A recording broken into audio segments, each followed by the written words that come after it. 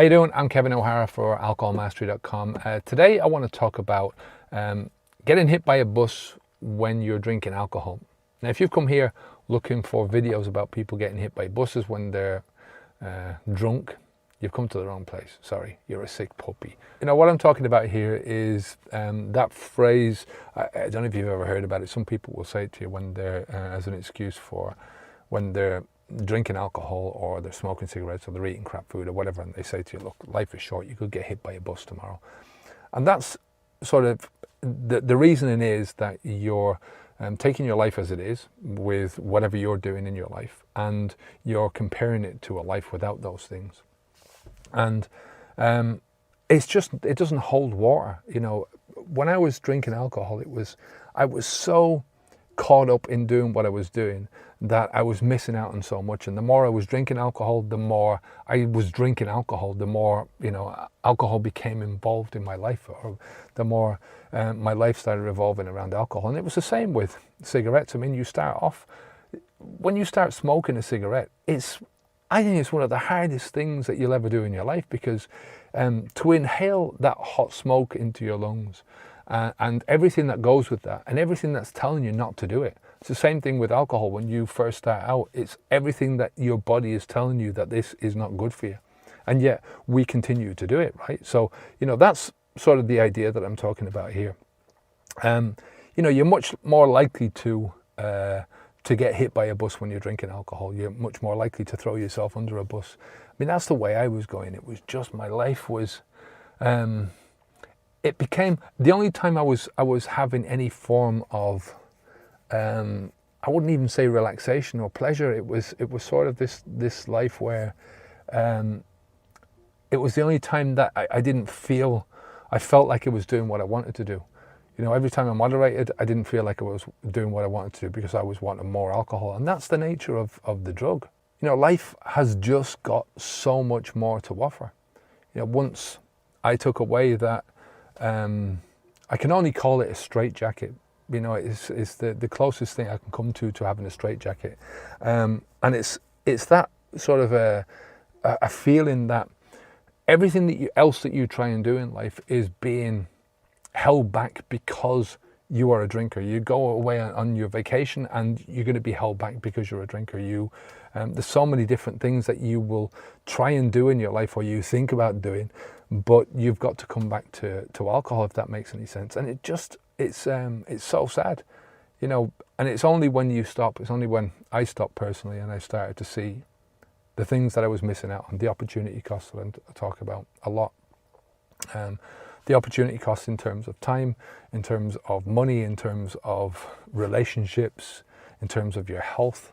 You know, every single part of your life becomes something which is in deterioration. And you know, that's what I'm talking about here. But the logic behind anybody who says that they're going to stop drinking, those bikes are mental, aren't they? You know, we've got a load of brum, brum. Anybody who says that, who talks about this way about their life, you know, really what they're saying is that, you know, they're going to get to a certain point and they'd rather drop dead from a heart attack. Now, some people do. You know, you're going to get some people who will, you know, they'll delete what they want throughout their lives, and then they go to bed one night and they'll drop dead in their sleep. There was a guy, an American chef, who prided himself on just eating meat and cheese and all the fatty foods he could. And he died recently in his sleep, heart attack, 43 years of age or 44 years of age. And that's what, you know, a lot of people are hoping for, right? That's an easy way, right? You know, you die at that age, and, you know, whatever way you think about your life in terms of that. I want to live till I'm 100. I want to live till I'm 120. You know, I want to experience life. Life has got so much, you know, so many things to see and do. And, you know, life is, when you're talking about this kind of thing that you're doing, you don't just get to a certain stage and you fall off a cliff and that's it, your life is over. It's a gradual deterioration. You know, in general, you're going to deteriorate as you grow older, but you know, the more you can do to help yourself, to keep yourself fit, to keep yourself healthy mentally and physically, the better you're going to have in life. You know, your body will respond to that. I can't tell you how much of a difference just that one thing made in my life, because it's not just getting rid of the alcohol and the consequences of drinking alcohol, the poisoning of the alcohol alone. It's all about the other things that I've done because of that. You know, change my nutrition, change my exercise levels. And, you know, it makes it sound sort of boring anyway, you know, like, oh, looking after my nutrition levels. I've become a vegan, and most people say that, oh, I can't live off lettuce and tomatoes. You know, I'm not a rabbit, I'm a human being, and I need this and need that. You know, I don't live off that kind of thing. I enjoy my food. I still have a wide variety of food. I have more variety now than I did when I was stuck back eating meat, because that's what I thought I had to do, you know, had to eat meat. Meat was the thing. So I'm not getting onto that anyway. You know, this is whatever your choices are, they're your choices. But at the end of the day, you've got to look at it like it's your choice to do whatever you want to do in life. And, you know, you can take the instant gratification route now, and you can take those small gains that you're getting now and pretend in your head that that is somehow living a good life. Or you can stop that one thing and then change so many other things in your life and unlock so many other things in your life. And, you know, it's always going to be your choice of what you do. So you've got to live in the moment. You know, that's all we have. Any one of us has that, and it's understandable to somebody to say, well, you know, this is what I want to do. This is what makes me feel good in the moment. I used to be there. I understand exactly where you're coming from. You know, sitting there on a Saturday night and plugging down 6 or 7 or 8 beers and feeling that buzz. You know, it's in the moment, and then, you know, the next day you suffer for that, whatever it is. You know, the wine used to really get me the next day, or the mixing, or, you know, just having too much of one thing. But the problem is that what you're doing when you're thinking like that is you're not thinking about the future you that you are going to eventually become. And it's that future you that is going to that's going to have to put up with all the consequences. They're going to have to suffer all the consequences. So what you're doing is you're changing the moment for you now. You're getting the instant gratification now, but you're not thinking about the moments.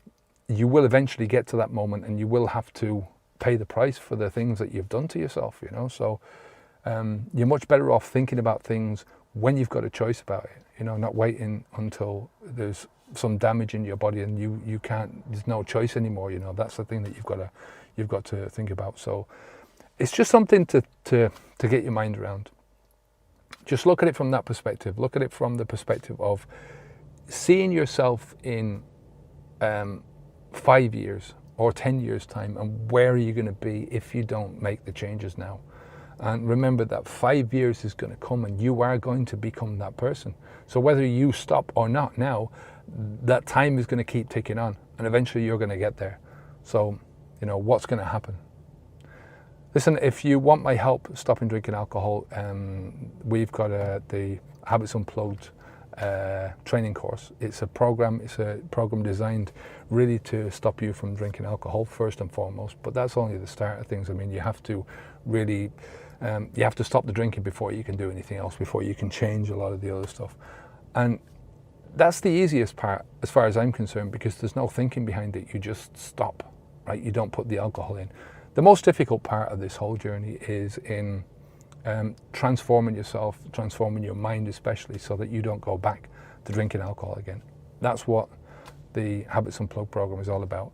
We have a 2-week preparation period, gets you away from alcohol. We've got the transition period is a month in videos, and in the next month we're still talking about transition, but we go more into transformation, and we're trying to transform. So we're moving into that transformation stage, which is, as I say, it's basically transforming your mind, changing your mind, your frames of mind, so that you are neither a drinker nor you're a non-drinker. You look at alcohol like you don't need it anymore. It's just something else that happens in your life, because you can't get rid of alcohol. You know, alcohol is always going to be there.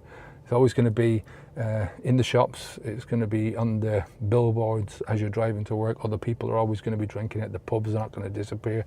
None of that stuff is going to happen. So you have to deal with things from that perspective. So the only way of doing it is to transform your mind so that you don't give a shit about that, you know. And that's what the program is all about. It's long-term thinking, getting into the long term.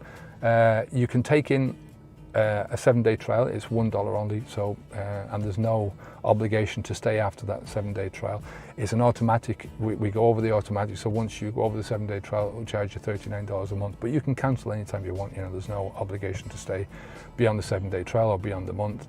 We've also got an annual option as well, and we've got a lifetime option for people who want to really you know, commit to this for the long term. So yeah, again, click on the link down below if you want to take that 7-day trial, and I'll speak to you again soon. All right, take care of yourself, look after yourself, keep the alcohol out of your mouth, onwards and upwards. Bye now.